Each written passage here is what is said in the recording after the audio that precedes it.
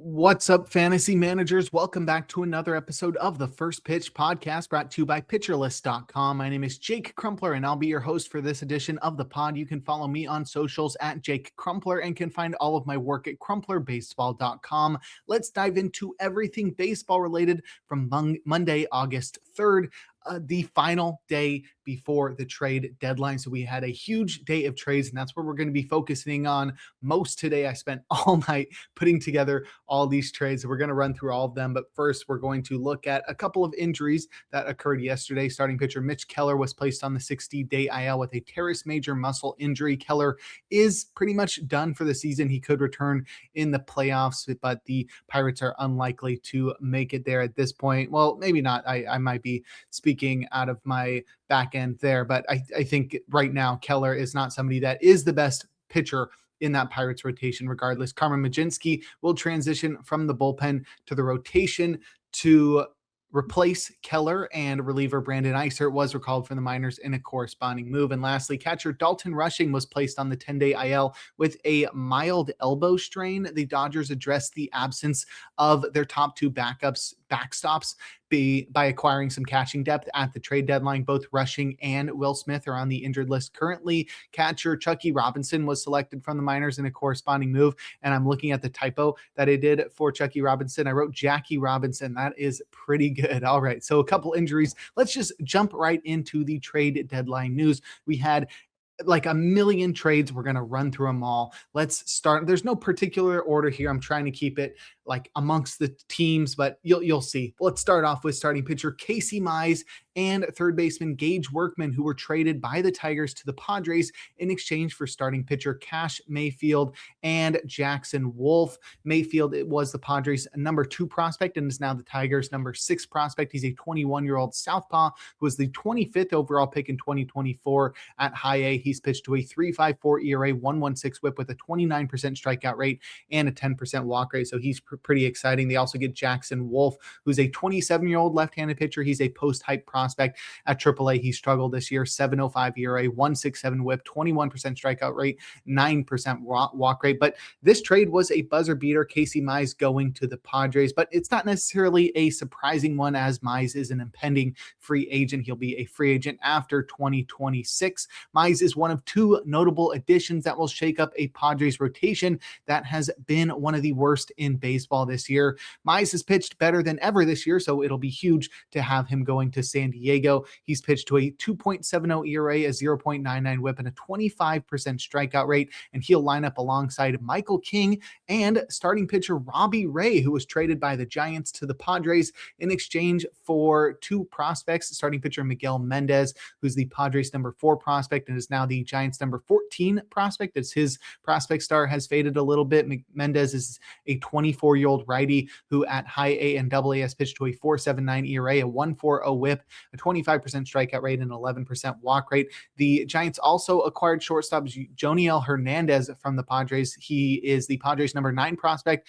is now the Giants' number 21 prospect. He's a 17-year-old, and he's only played in the Dominican Summer League this year, batting .303 with 4 homers, 4 steals, and a 120 WRC plus. But something I'd love to see, great plate discipline, as Hernandez has walked more than he's struck out. But for Robbie Ray, he is also an impending free agent, so the Padres will get some temporary reinforcements for the rotation in Mize and Ray. But Ray was a coveted player at the deadline because of his big league acumen. He'll stick in the division going from the Giants to the Padres, and he'll look to build off his 3.08 ERA, 1.29 whip, and 21% strikeout rate on the season. The rotation trio in San Diego now is pretty impressive as long as Casey Mize stays healthy, Robbie Ray throws strikes, and Michael King commands his deep arsenal.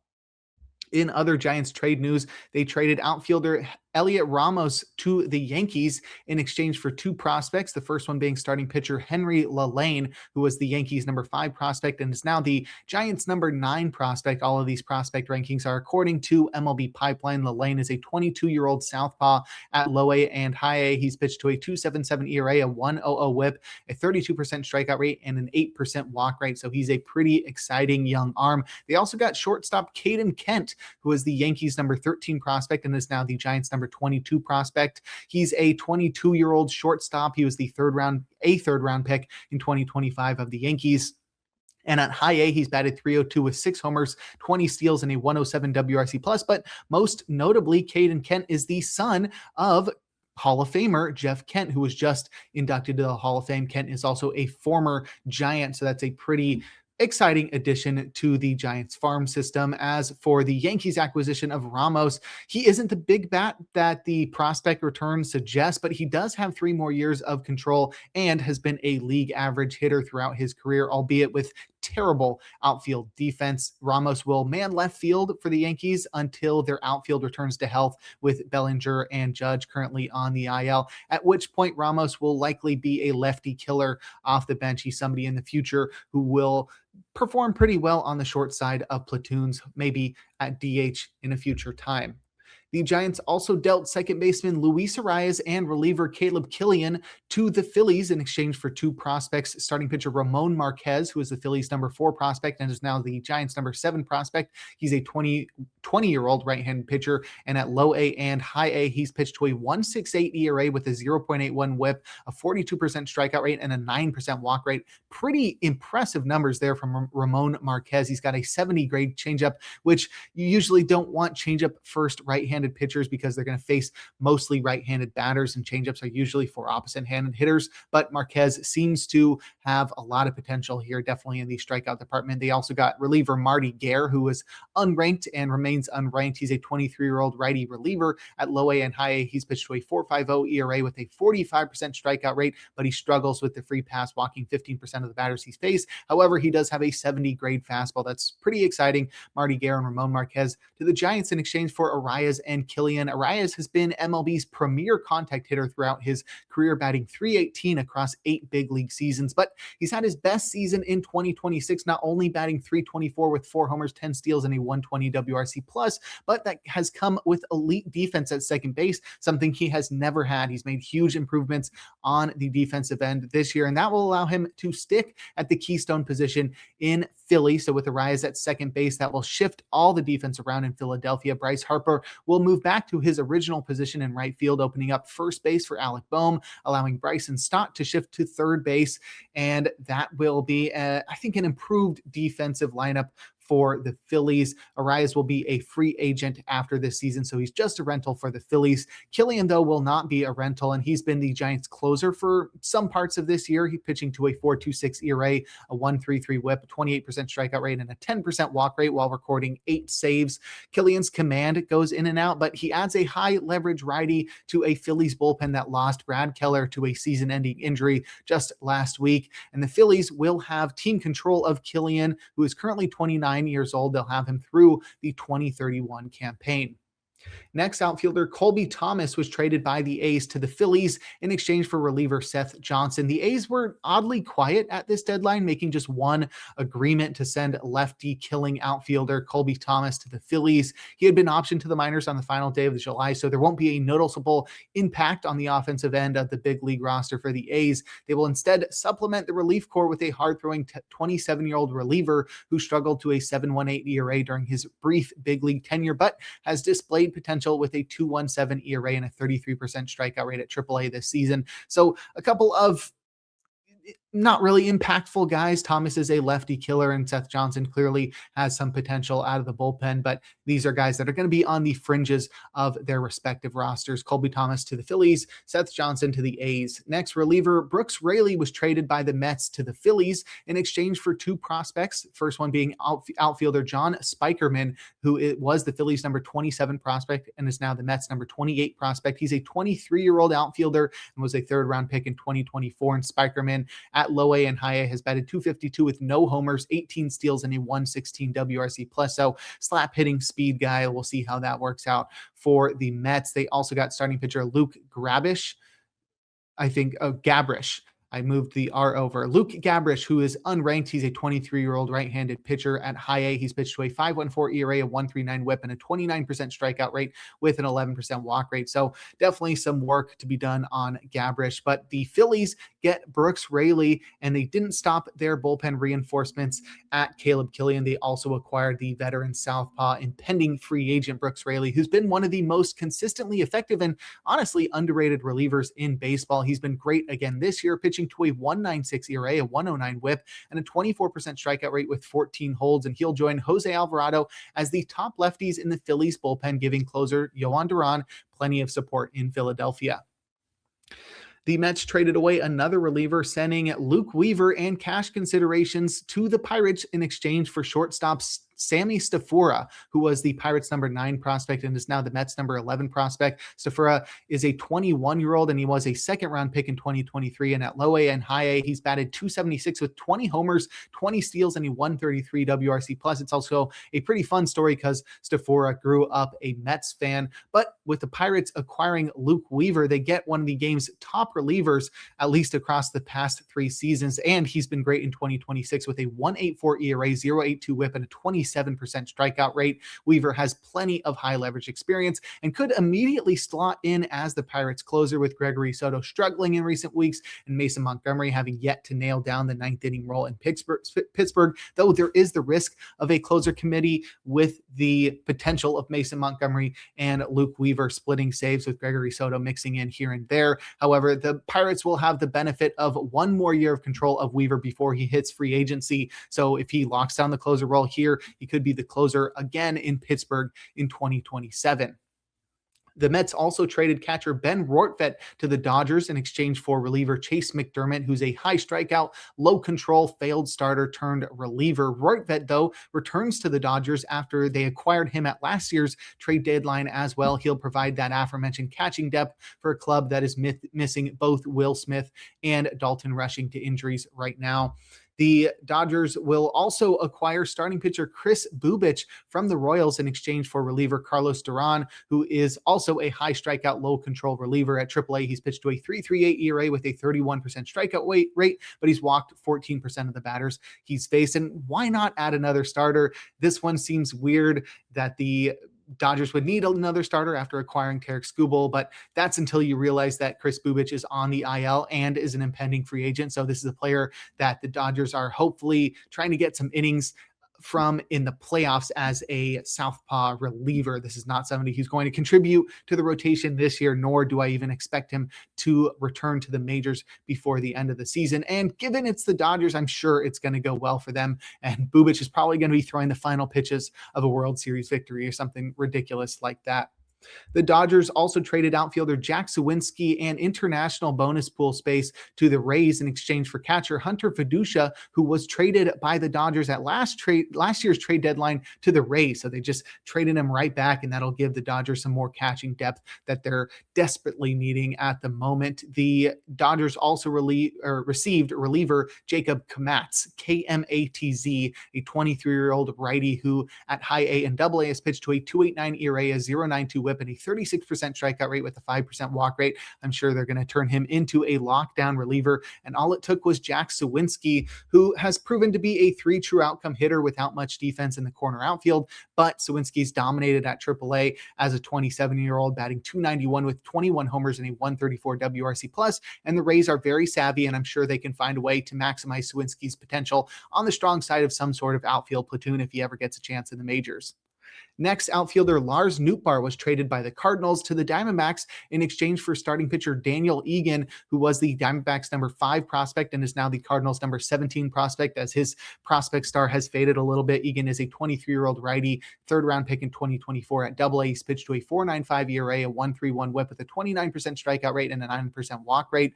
The Cardinals also received reliever Sandro Santana, who was the Diamondbacks' number 26 prospect. He's now the Cardinals' number 22 prospect. He's a 21-year-old southpaw who at high A and double A has pitched to a 2.14 ERA, a 1.10 whip, and a 37% strikeout rate, and he has not struggled with walks. So Santana, a pretty interesting reliever addition to the Cardinals farm system. The Cardinals will also get a player to be named later. And with a With injuries to a trio of outfielders, the Diamondbacks went in search of reinforcements on the trade market. They found a suitor in the Cardinals who were looking for a destination for Nootbar, who has been a consistently average player during his time in the major leagues, accruing 2.6 FWAR per 162 games with a 109 WRC plus since debuting in 2021.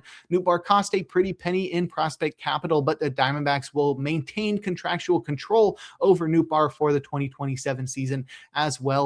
Joining the club for the stretch run, the left-handed hitter will likely slot into left field, where he'll see most of his at-bats against right-handed pitching. His arrival should shift Max Kepler to the strong side of a DH platoon, where he'll split time with Ildemaro Vargas, while Nootbar splits time with Tim Tawa, who will vacate first base against Southpaws to get Tyler Locklear into the lineup. And for the Cardinals, Brian Torres will see playing time on the strong side of a left field platoon with Nootbar out of town. Next, reliever Caleb Ferguson was traded by the Reds to the Cardinals in exchange for international bonus pool space. Ferguson is a veteran lefty who has pitched to a 4.01 ERA with a 20% strikeout rate this year, and he gives the Cardinals a veteran lefty to replace Jojo Romero, and he'll be a free agent after this season. And speaking of Jojo Romero, he was traded alongside starting pitcher Dustin May by the Cardinals to the Brewers in exchange for outfielder Alexander Frias and outfielder Josiah Ragsdale. Frias was the Brewers' number 11 prospect. He's now the Cardinals' number 4 prospect. He's an 18-year-old outfielder and playing in the complex league and at low A. He's batted .342 with 8 homers, 19 steals, and a 144 WRC plus. So pretty interesting guy there. Alexander Frias going to the Cardinals. They also got Josiah Ragsdale, who was the Brewers' number 13 prospect. He's now the Cardinals' number 10 prospect. He's a 22-year-old outfielder and at high A and double A. He's batted .316 with 19 homers, 31 steals, and a 161 WRC plus.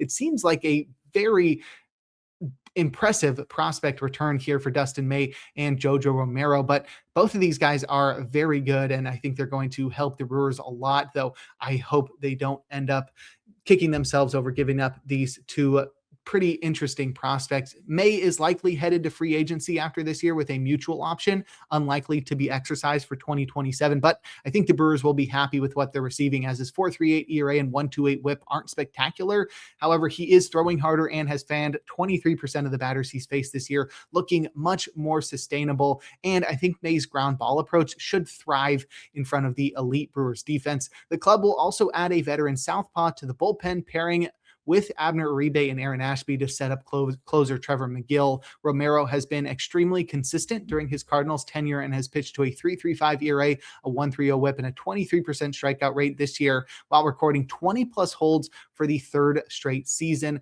Romero is an impending free agent, and he wasn't the only Brewers bullpen addition, as they also got reliever Antonio Senzatela from the Rockies in exchange for third baseman Juan Martinez and reliever Mark Manfredi. Martinez was unranked, but is now the Rockies' number 26 prospect. He's a 19-year-old who at complex league and low A has batted .307 with 7 homers, 27 steals, and a 120 WRC plus. He's also got more walks than strikeouts, which is also always something that gets me excited.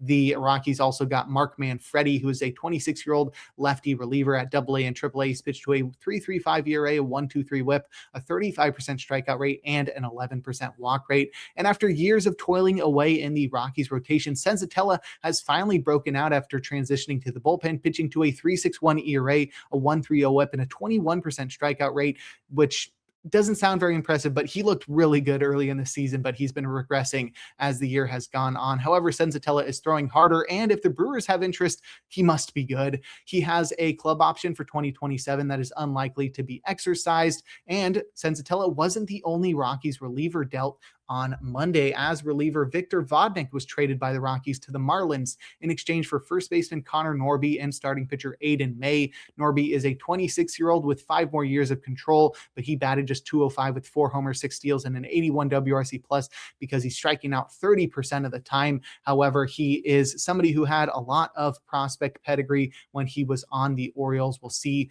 what he can do playing in Colorado nowadays. The Rockies will also get Aiden May, who was the Marlins' number 27 prospect. He's now unranked. He's a 23-year-old righty who at high A has pitched to a 3.80 ERA, a 1.25 whip with a 20% strikeout rate and an 8% walk rate. The Marlins are out of playoff contention, but they're not close either. They aren't out of playoff contention, but they aren't close either. They have an 18% chance to make the playoffs according to Fangraphs, but they still are looking forward as they are sort of selling and buying at the trade deadline, looking to sort of make plays toward the future while also capitalizing on the tradable assets they have right now. And they'll add Victor Vodinik to the Marlins bullpen with their sights set on the future, as Vodinik has 3 more years of control. Their bullpen is going to be insane next year, especially if they can turn Vodinik into the post-Coors beast that we expect him to be. I'm really curious to see what he looks like outside of the unfriendly confines of Coors Field. In other Rockies trades, they traded outfielder Brenton Doyle to the White Sox in exchange for starting pitcher Mason Adams and third baseman Carlos Vielma. Adams is a 26-year-old righty. He was the White Sox number 8 prospect. He's now the Rockies number 19 prospect at high A and triple A. Adams has pitched to a 3.86 ERA, a 1.27 whip, a 24% strikeout rate, and a 10% walk rate, where Vielma is unranked for both the Rockies and the White Sox. He is a 16-year-old, and in the Dominican Summer League, he's batted .337 with a homer, a steal, and a 149 WRC+. So clearly a work in progress, definitely a future play for a 16-year-old Vielma. However, typically holding on to players through the deadline and letting them walk free agents in free agency. New management in Colorado has made some savvy moves to bring some talent back to Denver. The White Sox capitalized on the Rockies' willingness to part ways with talent, acquiring the once coveted Brenton Doyle, who has fallen off dramatically and was surpassed in center field by Cole Carrig in Colorado, having batted just .214 with a homer and a 48 WRC+ this year. Doyle was likely just acquired for his elite center field glove, though he could also be on the short side of a platoon with Tristan Peters in center field in Chicago, and they'll have club control over Brenton Doyle through the 2029 campaign. In other White Sox trades, catcher Joey Bart was traded by the Braves to the White Sox in exchange for starting pitcher Duncan Davitt. He was the White Sox number 30 prospect. He's now an unranked prospect in the Brave system. The 26-year-old righty Davitt made a 2-inning debut this year, and at AAA, he's pitched to a 6.22 ERA, a 1.48 whip, 24% strikeout rate, 10% walk rate. As for Joey Bart, he could immediately become the everyday backstop for the White Sox, with Edgar Caro headed back to the minors and Drew Romo not being somebody that the club is fully committed to. The 2018 second overall pick, Bart has rarely displayed the potential that made him such a high draft pick nearly 10 years ago at this point. He's batted .226 with 4 homers and an 88 WRC+. This year, he also has 1 more year of arbitration eligibility. So if they don't get the most out of Bart this year, they'll have another shot in 2027. In other Braves trades, they dealt outfielder Eli White to the Red Sox in exchange for starting pitcher Tyler Uberstein, who was the Red Sox number 14 prospect and is now the Braves number 26 prospect. Uberstein is a 27-year-old righty. He's sort of a swingman type where he has the ability to pitch multiple innings out of the bullpen. At high A and triple A, he's pitched to a 3.23 ERA, a 1.10 whip, and a 30% strikeout rate with a 9% walk rate. And he made a brief MLB debut this season. As for Eli White, he's a speedster with great outfield defense and 2 more years of club control. He's the perfect 4th or 5th outfielder type where you don't need to rely on him, but he's great to bring in late in games, either as a pinch runner or a defensive replacement. And with the Braves acquiring Lane Thomas over the weekend, White became expendable, but he should be a pretty reliable option off of the Red Sox bench. Speaking of the Red Sox, they acquired reliever Eric Miller from the Giants in exchange for second baseman Marcelo Meyer. I thought that was pretty surprising given the pedigree that Marcelo Meyer has had throughout his career, though Miller is certainly worth the acquisition. He had been in the process of taking over the closer role in San Francisco, so his departure makes the 9th inning a wide open competition. And with Caleb Killian also gone, the likeliest candidates to record saves for the Giants over the season's final 2 months are Dylan Smith and Keaton Winn, though Jason Foley has the most experience in the role. Meyer, though, is currently on the injured list, recovering from a stress reaction in his forearm, and he won't be rushed back to the majors this year, but he figures to be a key member of the Giants' 2027 infield. The 2021 4th overall pick, Meyer has seen his prospect star fade as he slashed .223, .278, .346 with a 69 WRC+ during his brief major league tenure, but still just 23 years old. There's still plenty of time for Meyer to make good on his prospect pedigree. As for Miller, he's pitched to a .276 2.76 ERA, a 1.38 whip with a 32% strikeout rate and a 16% walk rate. High strikeout, high walk guy, but he does have high leverage experience and 3 more years of club control. And that gives the Red Sox also some more back-end bullpen help as he'll combine with Garrett Whitlock and Justin Slayton to set up for closer Aroldis Chapman. Maybe the biggest trade of the day, the Red Sox also acquired catcher Adley Rutschman, catcher Jake Rogers, and cash considerations from the Orioles in exchange for catcher Carlos Narvaez, starting pitcher Anthony Ianson, starting pitcher Kyson Witherspoon, and outfielder Endy Azócar. It's as a almost monumental trade. We'll start with the prospect return. Carlos Narvaez isn't a prospect. He's a 27-year-old who has been playing in the majors for the past couple of years for the Red Sox. He'll slot in as the number 2 catcher behind Samuel Basallo. He won't be a free agent until after the 2030 campaign, but I'm curious how long he sticks around because Narvaez has batted 187 with 3 homers and a 47 WRC plus this year. And while he was great last year with 2.7 FWAR in 118 games, he struck out 34% of the time this year. The prospects, though, are pretty exciting. The Orioles will get Anthony Ianson, who is the number 49 prospect in all of baseball. He was the Red Sox number 2 prospect and is now the Orioles number 1 prospect. He's a 21-year-old righty, 3rd-round pick in 2025, and Ianson at high A and double A has pitched to a 1.32 ERA, a 0.89 whip with a 37% strikeout rate and a 10% walk rate. They'll also get Kyson Witherspoon, who is the Red Sox number 4 prospect and is now the Orioles number 7 prospect. He's a 21-year-old righty and was the 15th overall pick in last year's draft. Witherspoon at high A has pitched to a 4.78 ERA with a 1.39 whip, 24% strikeout rate, and 11% walk rate. And then they'll get a young outfielder, Azócar, who was the Red Sox number 5 prospect and is now the Orioles number 8 prospect. Azócar is a 19-year-old outfielder at low A and high A. He's batted 286 with 18 homers, 11 steals, and a 119 WRC plus. So definitely not a light package to get Adley Rutschman to Boston, and it's probably the most surprising trade of the day. The Red Sox made an intra-division trade, acquiring 2 years of Adley Rutschman for this significant prospect haul. Rutschman was the first overall pick in 2019, and he's had his moments where he's lived up to his potential and others where he sort of looked like a bust, but when healthy this year, he's looked awesome, batting 251 with 8 homers and a 115 WRC plus with great defense behind the plate. Rutschman became expendable in Baltimore with the emergence of Samuel Basallo, but he'll be a huge part of this Red Sox club once he returns from the IL, where he's recovering from wrist inflammation. Rogers will act as the backup backstop to Connor Wong until Adley Rutschman arrives and takes over full time. And not only does Rutschman improve this club defensively, he also lengthens a lineup that needed reinforcements badly. So pretty exciting. Adley Rutschman from the Orioles to the Red Sox. The Orioles also traded outfielder Taylor Ward to the Mariners in exchange for starting pitcher Harrison Creeling, reliever Brock Moore, and reliever Alex Hoppe. Harrison, Creeling, actually all 3 prospects are unranked. Creeling is a 24-year-old righty. He missed 2 years with injury after being drafted, so he's at low A at 24 years old, 1.69 ERA, 0.56 whip, 42% strikeout rate, 3% walk rate. I think it's time for Creeling to jump up another level, at least to high A. The Orioles also got reliever Brock Moore, a 26-year-old righty who at high A and double A has pitched to a 3.72 ERA, a 1.11 whip, a 42% strikeout rate, and a 13% walk rate. So definitely some strikeout potential from Moore. There's also strikeout potential from Hoppe, who has actually made his major league debut this year. He's a 27-year-old righty in the big leagues this year for the Mariners, 5.79 ERA, 1.36 whip, 28% strikeout rate, 9% walk rate. He struggled with his command throughout his minor league career, but Hoppe throws 98 miles per hour and has the ability to strike batters out.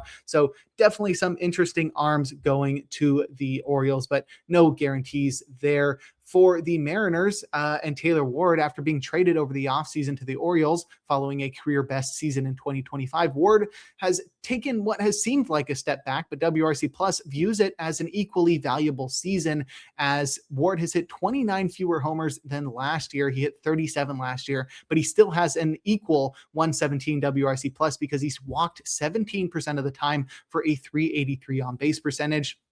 The impending free agent will stick in left field or at DH on the Mariners, giving them an incredibly deep lineup and elite rotation that should lead to a strong finish to the season. In Baltimore, Tyler O'Neill should see more time in Baltimore with no more Ward taking playing time away from him in the outfield. In other Orioles trades, reliever Tyler Wells was traded by the Orioles to the Rays in exchange for starting pitcher Michael Forret. The 22-year-old righty was the Rays' number 8 prospect. He's now the Orioles' number 6 prospect, and at AA and AAA, he's pitched to a 3.29 ERA, a 1.23 WHIP, 27% strikeout rate, 10% walk rate from Michael Forret or Foray. Wells is already a beast, so seeing him go to the Rays is honestly a little bit scary. The 6'8" righty could get even better going from Baltimore to Tampa Bay. He's pitched to a 2.67 ERA, 0.96 WHIP, and a 25% strikeout rate, and he has great control. So he'll slot into the back end of the Rays arm barn alongside Garrett Clevenger and Kevin Kelly to support former Oriole and current closer in Tampa Bay, Brian Baker. Wells has one more year of team control. So I really like this trade for the Rays. This is one that's going to be really interesting to watch because I think Wells is somebody that's got even more potential beyond how he's pitched this year. And the Rays are the team that is going to get the most out of him. Speaking of the Rays, they made a big acquisition acquiring catcher Liam Hicks from the Marlins in exchange for third baseman Braden Taylor, starting pitcher Jacob Kisting, and shortstop Adrian Santana. Taylor was the Rays' number 16 prospect and is now the Marlins' number 10 prospect. He's a 24-year-old, and he was the 19th overall pick in 2023. At AA, Taylor has batted .284 with 17 homers, 20 steals, and a 136 WRC+. They also gave up Jacob Kisting to the Marlins. He was the Rays' number 26 prospect. He's now the Marlins' number 23 prospect. Kisting is a 23-year-old righty who at high A has pitched to a 1.67 ERA, a 0.87 WHIP with a 29% strikeout rate and a 5% walk rate. And lastly, the Marlins get shortstop Adrian Santana, who was the Rays' number 27 prospect, now the Marlins' number 24 prospect. He is a 21-year-old shortstop. He was the 31st overall pick in 2023, and in the complex league and high A, Santana has batted .311 with 3 homers, 23 steals, and a 103 WRC+. So a huge package of prospects. It's a pretty impressive package for Hicks, who has broken out in a big way, batting .282 with 14 homers and a 119 WRC+, while walking more than he's striking out. The 27-year-old still has 4 more years of club control, but I was surprised at how much the Rays were willing to give up. I think they really value plate discipline and contact ability. That's sort of how they built their team this year, and they clearly see Hicks as an upgrade over Nick Fortes, so he'll be the everyday catcher, but he may cede some time to Fortes versus left-handed pitchers. His departure opens a full run for Joe Mack behind the plate in Miami. In other Marlins trades, reliever Lake Backer was traded by the Marlins to the Pirates in exchange for reliever Brandon Bidwell, a 25-year-old righty with high strikeout, low control stuff. He has a 6.32 ERA, a 1.98 WHIP, and a 25% strikeout rate with a 15% walk rate in the majors this year. He's got really good stuff. I'm excited to see what the Marlins can do with Bidwell. They just what they needed, another great reliever to make their 2027 bullpen unstoppable. The Marlins also got outfielder Brian Sanchez, who's unranked. He's a 22-year-old at high A, batting .254 with 9 homers, 9 steals, and a 94 WRC+. And he was acquired by the Pirates in the David Bednar trade last deadline. And the third piece of the return for Lake Backer from the Pirates to the Marlins is third baseman Hyun Seung Lee, who is an 18-year-old who's played at the complex league and low A, batting .264 with 7 homers, 3 steals, and a 110 WRC+. And this is a weird trade because the Marlins brought in Victor Vodinik, but they're now sending other relievers away. But it does make sense to capitalize on Backer, though, as he's 31 years old and is in the midst of a great season, pitching to a 3.84 ERA with a 109 WHIP and a 25% strikeout rate, proving to be super flexible in his roles as he's been an opener. He can pitch multiple innings, he can pitch high leverage innings, and he still has 5 more years of control. He'll join a Pirates bullpen that may be the most improved after the deadline, having added Camilo Doval a couple of days ago and Luke Weaver yesterday to go with Lake Backer and Kirby Yates, who we've yet to talk about. And honestly, I think that's pretty dope that the Pirates are going all in to address one of their weakest parts of their team. In one more Marlins trade, they dealt starting pitcher Braxton Garrett to the Cubs in exchange for first baseman Jonathan Long and starting pitcher Jace Beck. Long was the Cubs' number 10 prospect, is now the Marlins' number 14 prospect. He's a 24-year-old first baseman, and Long at AAA has batted .283 with 12 homers and a 108 WRC+. He seems like your typical quad A type first baseman.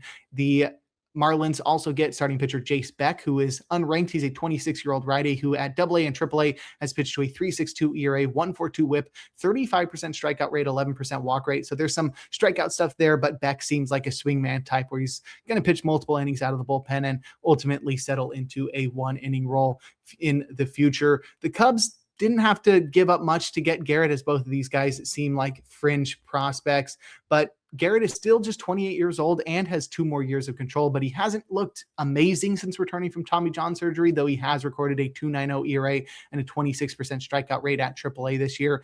Garrett won't join the rotation immediately, but he is good depth to have for a pitching staff that has faced endless injuries this year.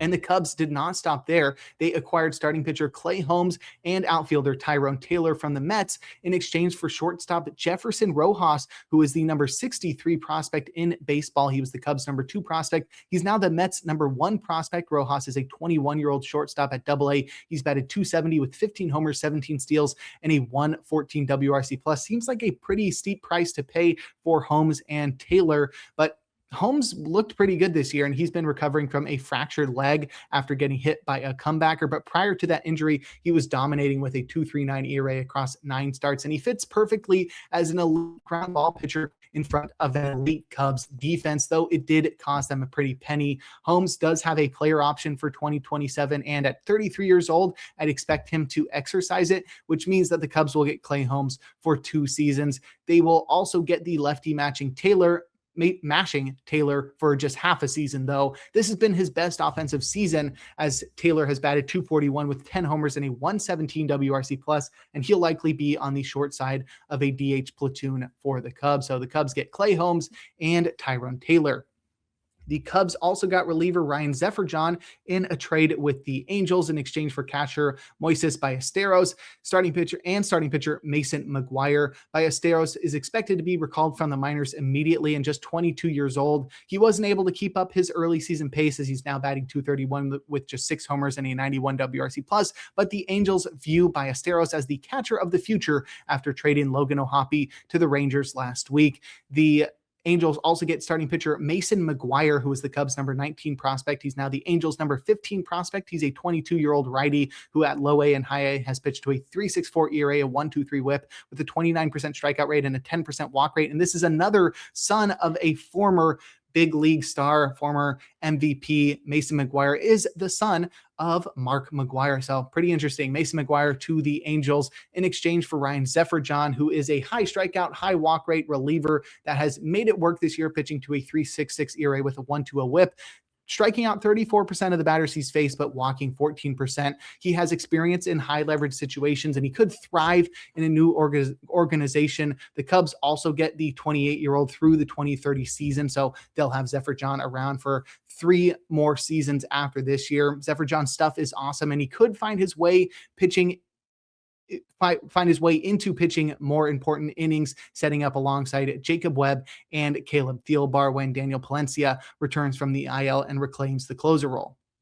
The Angels also traded reliever Kirby Yates to the Pirates in exchange for reliever Kyle Robinson, who is an unranked prospect. He's a 23-year-old righty who at high A and double A has pitched to a 4.55 ERA, a 1.43 whip with a 22% strikeout rate and a 10% walk rate. And Robinson has already been traded once this year. So what's another one? Robinson will go to the Angels in exchange for Kirby Yates, who is a veteran reliever who really shouldn't be trusted in high leverage situations, but he's a great depth piece for an upgraded Pirates bullpen. And at 39 years old, the impending free agent Yates continues to excel. 3.95 ERA, 1.17 whip, 31% strikeout rate, and a 10% walk rate. And as long as Yates' splitter cooks and the 4-seamer avoids damage, I think he's going to be pretty trustworthy as in the front end of that Pirates bullpen. The Angels also traded reliever Brent Suter to the Braves in exchange for third baseman Nacho Alvarez Jr., who's a 23-year-old who has seen big league time in 2024 and 2025. At AAA, though, he struggled this year, batting .236 with 2 homers, 4 steals, and an 81 WRC+. However, he's proven to have a much higher offensive ceiling. In the end, I think Alvarez is likely a utility infielder for the Angels.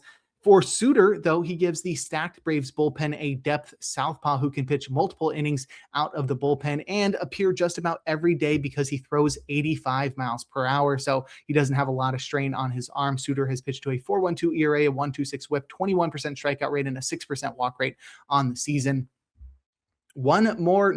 Multiple more Angels trades. They had a big trade deadline. They dealt outfielder Joe Adell to the Guardians in exchange for catcher Jacob Cozart, who was the Guardians' number 18 prospect. He's now the Angels' number 19 prospect. He's a 23-year-old who is a second-round pick in 2024, and Cozart at AA is batted .239 with 10 homers and a 96 WRC+. We'll see how he works with the recently acquired Moises Ballesteros. Adell, though, has been a divisive player throughout his career with light tower power, questionable defense, and replacement level results. With one more year on his rookie contract before free agency, the Angels capitalized on interest from the Guardians. With right field vacated, Josh Lowe and Wade Meckler will be able to share outfield duties on the strong side of corner outfield platoons.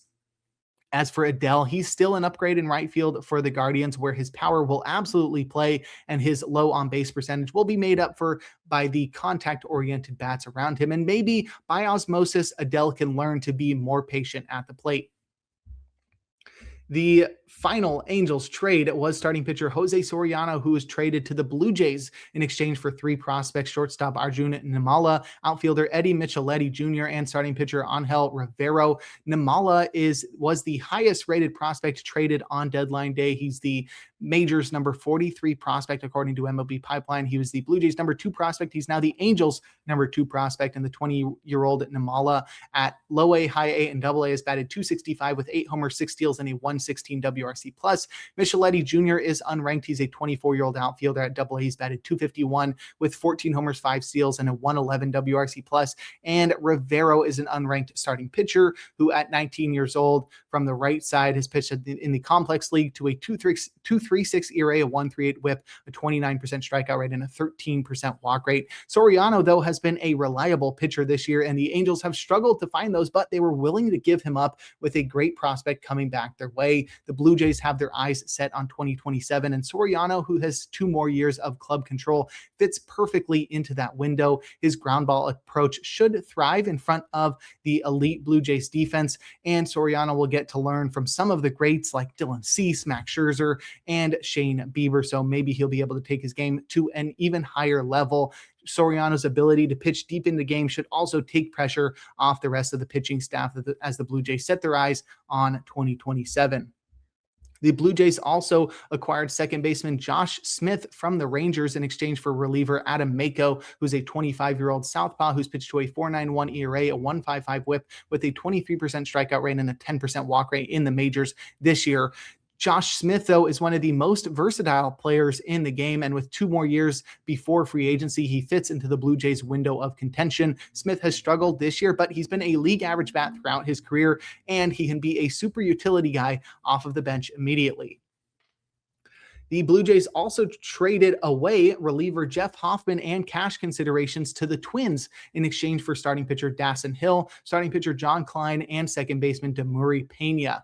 Hill was the Twins' number 7 prospect. He's now the Blue Jays' number 6 prospect. He's a 20-year-old southpaw starter who at high A has struggled to a 5.80 ERA with a 1.73 whip, but he struck out 36% of the batters he's faced. If he can get that 17% walk rate down, Dustin Hill should be pretty interesting. They also got John Klein, who is the Twins' number 17 prospect, now the Blue Jays' number 25 prospect. He's a 24-year-old righty at AAA, 5.91 ERA, 1.52 whip, 26% strikeout rate, 12% walk rate. John Klein made a brief big league debut this year, and he's sort of a swingman type, so not somebody with a ton of potential. And lastly, the Blue Jays got Demuri Pena, who's an unranked prospect. He's 20 years old at low A and high A. He's batted .300 with 1 homer, 20 steals, and a 101 WRC+. The Blue Jays also got international bonus pool space, but the Twins, they got Jeff Hoffman, and they've badly needed bullpen help since even before the season began, and they'll get one of the unluckiest arms who has some of the highest potential of all the relievers dealt at this year's trade deadline. Hoffman has a 3.94 ERA and a 1.38 WHIP, but it comes with a 35% strikeout rate and a 2.55 xFIP. Yoendrys Gomez has emerged as the Twins closer, but Hoffman is much better, and he should be the top option for saves moving forward. The Twins will also be able to deploy Hoffman as their closer in 2027 as well. The last Blue Jays trade was outfielder Dalton Varsho being traded to the Astros in exchange for starting pitcher Spencer Arrighetti. Arrighetti has strikeout stuff, but he struggled to stay healthy or command that strikeout stuff.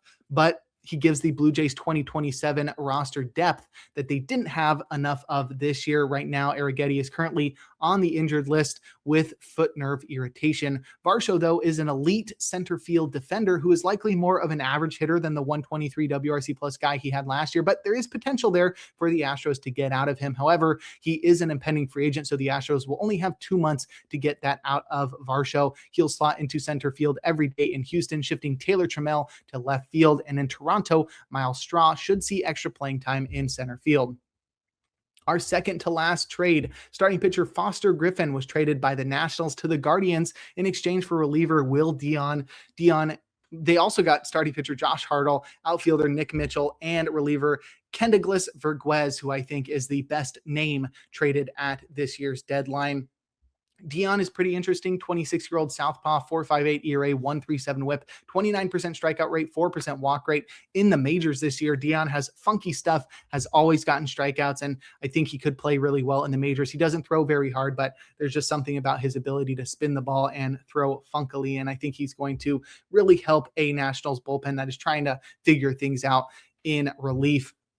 The Nationals also got Josh Hartle, who was the Guardians' number 25 prospect. He's now the Nationals' number 29 prospect. Hartle is a 23-year-old southpaw who was a 2024 third-round pick. At AA, he's pitched to a 3.86 ERA, a 1.38 WHIP, 22% strikeout rate, 9% walk rate. They also got unranked outfielder Nick Mitchell, who's 22, and at AA, he's batted .240 with 5 homers, 19 steals, and a 102 WRC+, and the aforementioned reliever Kendall Verguez, who's an unranked 22-year-old righty at high A and AA, 4.13 ERA, 1.45 WHIP, 36% strikeout rate, 12% walk rate. So some potential there for Kendall Verguez, but the Guardians are definitely getting a great pitcher here. Griffin was one of the most successful signings out of MPB this year, rivaling only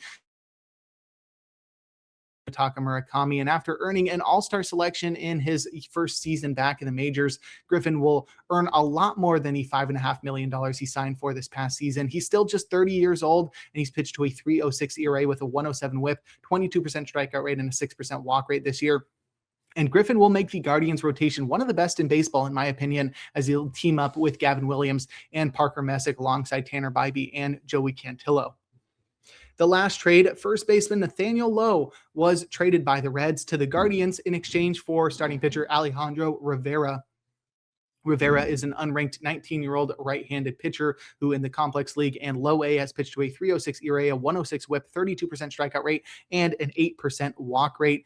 The Reds, though, get rid of Nathaniel Lowe. The Guardians get Nathaniel Lowe. They'll option first baseman Cal Manzardo to the minors to allow Lowe to take over the strong side of a first place platoon in Cleveland. And Lowe has discovered his form at the plate. The impending free agent has batted .266 with 12 homers and a 120 WRC+, and he upgrades a Guardians lineup that didn't get much from Manzardo this year, but they did also add Jo Adell. So Jo Adell and Nathaniel Lowe added to the Guardians lineup. In Cincinnati, the DH role will be vacated for Eugenio Suarez or a more exciting promotion. But those are all the trades from deadline day. Just took 45 minutes to get through it. Don't worry, I still got you for the rest of the transactions, a couple of notable performances, and looking forward to Tuesday, August 4th. But first, we're going to take a quick break here on the First Pitch Podcast. Let's look at some transactions that weren't trades. Starting pitcher Andrew Alvarez was recalled from the minors to start in Philadelphia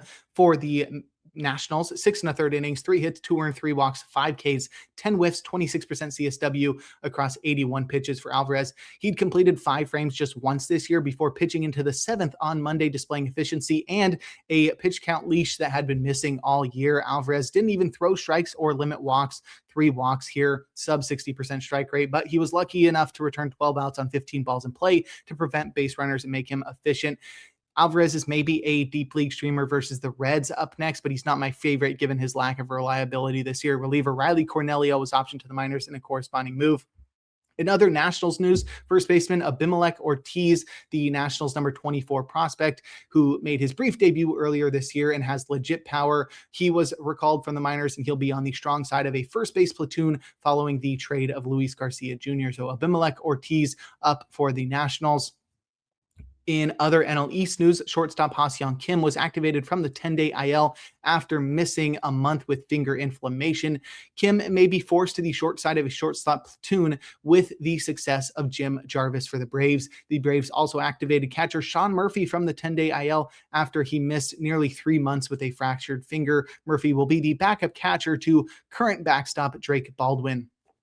And lastly, starting pitcher Emmett Sheehan was optioned to the minors. There needed to be room to be made in the Dodgers rotation following the addition of Non-Skubal, and Sheehan was the odd man out after being up and down in his performance all year due to decreased velocity. So Emmett Sheehan to the minors to make room for Non-Skubal. In terms of news, we still have exciting things to talk about, even though we've gone through all of these trades. Shortstop George Lombard Jr., the Yankees' number 1 prospect, is expected to be selected from the minors today. He was the 26th overall pick in 2023, and he's the number 20 prospect in baseball, according to MLB Pipeline. The 21-year-old right-handed hitter has played in the Complex League, AA and AAA this year, batting .284 with 12 homers, 14 steals, and a 140 WRC+, with pretty impressive discipline, 17% walk rate with a 21% strikeout rate. Lombard Jr. will take over as the Yankees' everyday shortstop, and I think he needs to be rostered universally, especially with shortstop Anthony Volpe optioned to the minors in a corresponding move. Outfielder Jason Dominguez and reliever Angel Chiville will join Volpe on the bus to AAA. We also are going to get another exciting call-up as reliever Jeffrey Yan is expected to be recalled from the minors by the Mets.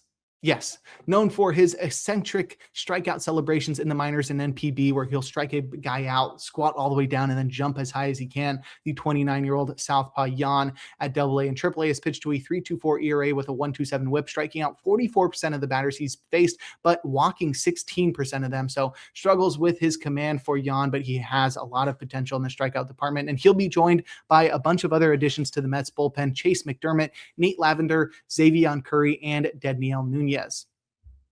And lastly, outfielder Hector Rodriguez is expected to be recalled from the minors. He's the Reds' number 3 prospect, and the 22-year-old left-handed hitter at AAA has batted .274 with 27 home runs and a 123 WRC+, and he could take over in right field for Noelvi Marte, or he could take over for Nathaniel Lowe at DH, as Nathaniel Lowe was on the strong side of a DH platoon, and we could see the left-handed hitting Hector Rodriguez do the same.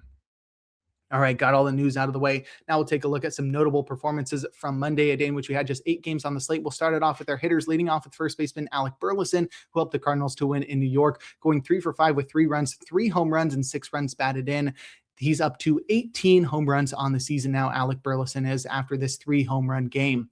Outfielder Jung-Hoo Lee helped the Giants to win in Texas, going 3 for 4 with 2 runs, 2 home runs, and 3 runs batted in, and a steal to complete the combo meal. He's up to 8 homers and 8 steals on the year now. Great season from Jung-Hoo Lee, who's also batting .306. And lastly, third baseman Junior Caminero helped the Rays to win in Colorado, going 2 for 4 with 3 runs, 2 home runs, and 3 runs batted in. He's up to 32 homers on the year now. He's 4th in baseball with those 32 homers. Junior Caminero has a .930 OPS on the season.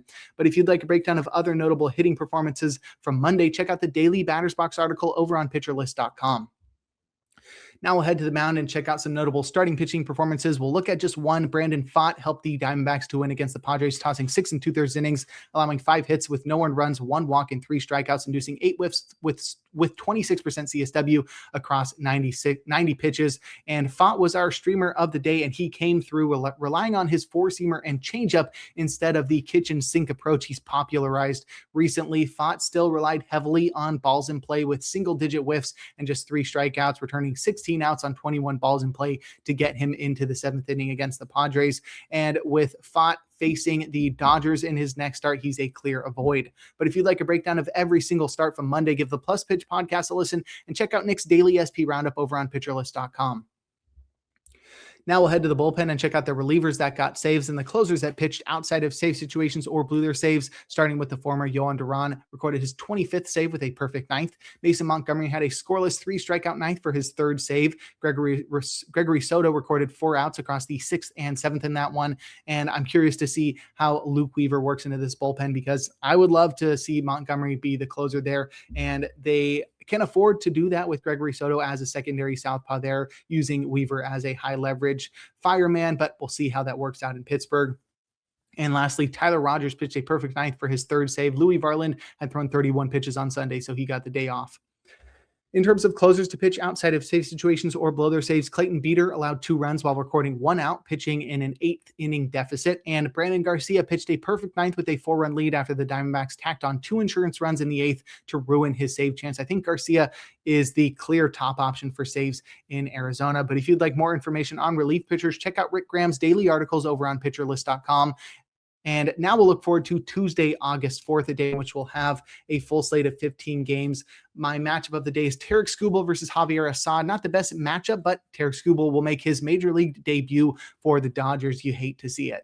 In terms of probable starters, we've got 4 guys in the auto starts tier, including Skubal. We've also got Joe Ryan in Kansas City, Jesus Luzardo versus the Nationals, and Logan Henderson versus the Pirates. Our probably starts tier has 6 guys, and our questionable starts tier has 5, and that's where we'll find our streamer of the day in Sean Manaea in Cleveland.